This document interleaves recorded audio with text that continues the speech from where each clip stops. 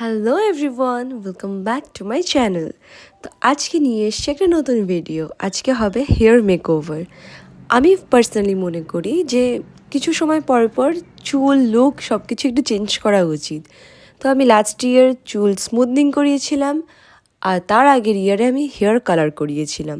তো অনেক দিন হলো, অলমোস্ট 1 ইয়ার যে আমি হেয়ার কাটও করাইনি। আর এখানে দেখো আমার লেন্থটা অনেকটাই বড় হয়ে গেছে। তো আমি লেন্থ বেসিক্যালি ছোট করতে চাইনি, বাট আমি চেয়েছিলাম যে একটু ভলিউম আসুক চুলে, একটা অন্যরকম লুক আসুক। তো আমি চলে গিয়েছিলাম আমার নিয়ারেস্ট হাবিবে।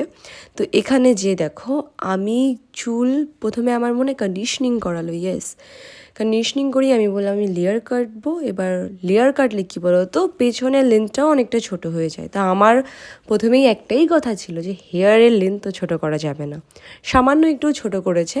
আমি পেছনটা নর্মালি রেখেছি চুলের, আর সামনেটা করেছি হলো লং লেয়ার্স। আর খুবই ভালো করে চুলটা কেটেছে, আমার পার্সোনাল লুকটা খুবই পছন্দ হয়েছে। আর হেয়ার কেটে এটা আইব্রোজও করে নিয়েছি, বিকজ অনেকদিন আইব্রোজও করা হয়নি। তো ফাইনালি ব্লো ড্রাই হচ্ছে, আর তারপরই হবে নিউ লুক রিভিল। আর দেখো এখন আমি ঠিক নিজেও বুঝতে পারছি না, বাট লেয়ার্সগুলো খুবই প্রমিনিয়েন্ট আর খুবই ভালো করে বোঝা যাচ্ছে। আমার তো পার্সোনালি আমার লুক খুবই ভালো লেগেছে। প্লিজ কমেন্টে জানিও যে তোমাদের কেমন লাগলো। Thanks for watching.